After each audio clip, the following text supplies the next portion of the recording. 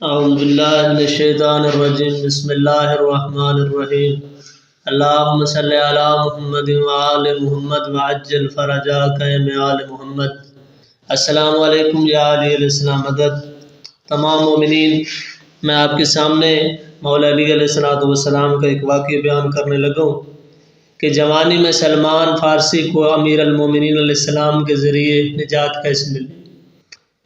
تو میرے ہاتھ میں کتاب ہے معرفت امیر المومنین، لکھنے والے ہیں علامہ سید عباس قمر بنی ہاشم۔ تو انہوں نے ایک واقعہ کوٹ کیا کہ حضرت علی علیہ السلام مکان کی چھت پر بیٹھ کے کھجوریں کھا رہے تھے۔ اس وقت مولا علی علیہ السلام کی عمر 27 سال تھی، بظاہر عمر جو ہے۔ تو جناب سلمان فارسی جو کہ بوڑھے ہو چکے تھے، تقریباً ان کی عمر 300 سال کی تھی، تو وہ گھر کے صحن میں کپڑے جوڑ رہے تھے۔ تو مولا علی علیہ السلام کھجوریں کھا کے گٹھلیاں جناب سلمان کی طرف پھینک رہے تھے۔ تو سلمان نے عرض کیا کہ مولا، آپ ایک بوڑھے شخص سے مذاق کرتے ہیں، میں بوڑھا ہو چکا ہوں، آپ جوان ہیں۔ مولا نے فرمایا کہ سلمان، سوچ لے، کیا تو بوڑھا ہو گیا ہے اور میں جوان ہوں؟ تمہیں وہ واقعہ بھول چکا ہے جو صحرا میں آپ نے مدد مانگی تھی؟ تو جناب سلمان نے عرض کیا کہ مولا، آپ کھول کر بیان کریں، آپ کھول کر بیان کریں کہ وہ واقعہ کیا ہے۔ تو امام نے فرمایا، اس وقت تم پانی کی وسط میں تھے اور ایک خطرناک شیر تجھے لقمہ اجل بنانے کے لیے آیا، جس کو دیکھ کر تم ڈر گئے۔ اس وقت تم نے اللہ تعالیٰ سے دعا کی کہ یا اللہ میری مدد فرمائے، خدایا مجھے اس شیر کے شر سے بچا لے۔ خداوند نے تیری دعا کو قبول کیا۔ اس وقت میں اس صحرا میں تھا، تو اللہ تعالیٰ نے مجھے حکم دیا کہ جا کے سلمان کی مدد فرمائے۔ تو ایک سوار ظاہر ہوا جس کے کندھے پر زرت تھی اور ہاتھ میں تلوار تھی، وہ میں تھا۔ میں نے تلوار نکالی اور شیر کے 2 ٹکڑے کر دیے اور تجھے بچا لیا۔ سلمان نے کہا، اس واقعے کی ایک اور بھی علامت ہے، وہ بتائیں۔ امام نے ہاتھ دراز کیا اور آستین سے خوبصورت تازہ پھولوں کا گلدستہ باہر نکالا اور فرمایا، یہ وہی ہدیہ ہے جو آپ نے اس سوار کو شکریہ کے طور پر عطا کیا تھا، ہدیہ کیا تھا۔ سلمان نے گلدستہ دیکھا تو اس کی حیرانگی بڑھ گئی۔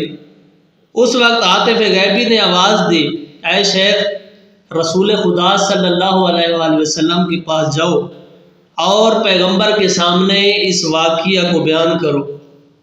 سلمان رسول خدا کے پاس گیا اور اس طرح واقعہ سنایا، یا رسول اللہ، میں نے آپ کی صفات کو انجیل میں پڑھا ہے، جس سے آپ کی محبت میرے دل میں راسخ ہو گئی۔ میں نے آپ کے دین کے علاوہ سب ادیان کو چھوڑ دیا، تو اس بات کو اپنے باپ سے چھپایا۔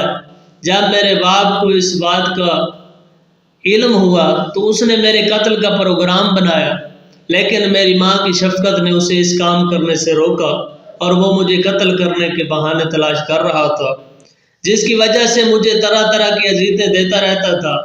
بس میں گھر سے بھاگ گیا۔ تو میں ایک صحرا میں آیا، تھکاوٹ کی وجہ سے میں سو گیا۔ جب جاگا تو میں نہانے کے چشمے میں داخل ہوا، میں نے غسل کیا اور میں پانی کے وسط میں تھا کہ صحرا کی طرف سے ایک شیر کو آتے دیکھا جو میری طرف آ رہا تھا، اور شیر آگے بڑھ کر میرے کپڑے کے پاس آیا، آ کر کھڑا ہو گیا۔ میں شیر کو دیکھ کر ڈر گیا، دعائیں اور عاجزی کرنے لگا اور خدا سے کہا کہ مجھے اس شیر سے بچا لے۔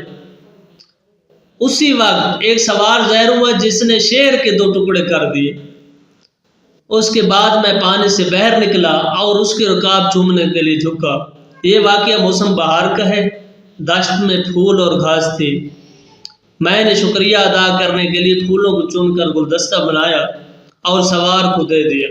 سوار ہدیہ لے کر میری نظروں سے غائب ہو گیا۔ اس کے بعد اسے کبھی نہ دیکھا۔ یا رسول اللہ، تقریباً 300 سال گزر چکے ہیں۔ یہ سلمان عرض کر دیں، یا رسول اللہ، اس واقعے کو تقریباً 300 سال گزر چکے ہیں، میں نے یہ واقعہ کسی کے سامنے بیان نہیں کیا۔ آج آپ کے چچا زاد بھائی علی ابن ابی طالب علیہ السلام نے مجھے یہ واقعہ سنایا ہے، جب مجھے رسول خدا نے سلمان کو یوں جواب دیا۔ دیکھیں رسول پاک صلی اللہ علیہ وسلم کا جواب سنیں، اے سلمان، جب مجھے معراج پر لے جایا گیا، ہم سدرۃ المنتہا پر پہنچے اور جبریل پیچھے رہ گیا۔ میں اللہ تعالیٰ کی عرش کی طرح بڑھا، میرے اور عرش کے درمیان کوئی شے نہیں تھی۔ خداوند نے میرے ساتھ رازداری کی۔ اس دوران میری نگاہ اپنے سامنے کھڑے شیر پر پڑی۔ جب دوبارہ دیکھا تو مجھے علی ابن ابی طالب علیہ السلام نظر آ گئے، اور جب زمین پر آیا تو علی علیہ السلام میرے پاس ہے اور سلمان سلام کیا۔ اللہ تعالیٰ نے مجھے جو لطف و کرم اور عنایات کی تھی ان کی مجھے مبارکباد دی، پھر میرے اور خداوند کے درمیان ہونے والی ساری باتوں کی مجھے خبر دی۔ اے سلمان جان لے، یہ رسول صلی اللہ علیہ وسلم کا فرمان ہے کہ اے سلمان جان لے کہ آدم سے لے کر آج تک کوئی پیغمبر اور ولی کسی مصیبت میں مبتلا نہیں ہوا مگر یہ کہ اس کی مصیبت سے علی علیہ السلام نے اسے نجات دی۔ یہ معرفت کا شہر ہے، علی علیہ السلام معرفت کا شہر ہے جس کا دروازہ ہر کسی پر نہیں کھلتا۔ علی علیہ السلام کی ولایت، علی علیہ السلام کی معرفت کا دروازہ ہر کسی پہ نہیں کھلتا، ہر کسی کی قسمت کی بات بھی نہیں ہے، سوائے ان لوگوں کے جو اللہ تعالیٰ کے خالص اور خاص بندے ہیں، وہی اسے سمجھ سکتے ہیں، کیونکہ وہ باطنی طہارت رکھتے ہوتے ہیں، یعنی جس کا باطن پاک ہوگا علی علیہ السلام کی ولایت اور معرفت اس میں داخل ہوگی۔ ایسے ویسے بندے کے دل میں ولایت علی ابن ابی طالب داخل نہیں ہو سکتی جس کا باطن نجس ہو، کیونکہ وہ باطنی طہارت رکھتے ہوتے ہیں، حالانکہ اس قسم کے فضائل کا ادراک بہت دشوار ہوتا ہے۔ سلمان جو کہ رسول خدا کے رتبے اول کے شاگردوں میں سے ہیں، دیکھیں سلمان منا اہل البیت کی سند ہے سلمان کے پاس، سلمان علیہ السلام 10ویں درجے پر فائز ہیں، پھر بھی وہ مولا علی علیہ السلام کے فضائل پہ حیران ہو رہے ہیں۔ دیکھیں ہماری کیا اوقات۔ سلمان جو کہ رسول خدا کے رتبے اول کے شاگردوں میں سے ہے، وہ اسے دیکھ کر کانپ اٹھا، یہاں تک کہ دیکھیں یہاں تک کہ خود رسول خدا علی علیہ السلام کے فضائل کے سامنے حیران ہو جاتے ہیں۔ اس سے نتیجہ یہ نکلتا ہے کہ حضرت علی علیہ السلام کے فضائل ان بحثوں سے اوپر ہیں۔ توحید سکھانے والا صرف حضرت علی علیہ السلام ہے، اسی کے طریق سے انسان توحید کا حقیقی مطلب جان سکتا ہے۔ دیکھیں مومنین، اللہ خالق کائنات تمام علماء کرام کو اور طالب علموں کو، ہم سب مومنین کو مولا علی علیہ السلام کے فضائل کی تبلیغ کرنے، فضائل پڑھنے اور ان فضیلتوں پہ عمل کرنے کی توفیق عطا فرمائے، جس کو دیکھ کر سلمان جیسی ہستی، جناب محمد مصطفیٰ صلی اللہ علیہ وآلہ وسلم جیسی ہستی وہ بھی حیران ہو رہے ہیں۔ دیکھیں تو آخر پہ میں ایک حدیث کوٹ کروں گا اللہ کے رسول کی، کہ اللہ کے رسول نے فرمایا، ابن عباس راوی ہیں کہ اللہ کے رسول نے فرمایا کہ اللہ تعالیٰ ان علماؤں کے گناہوں کی وجہ سے عذاب دے گا مخلوق کو جو علی علیہ السلام کی اولاد کے اور علی علیہ السلام کے فضائل کو چھپا دیں۔ والسلام یا علی علیہ السلام مدد۔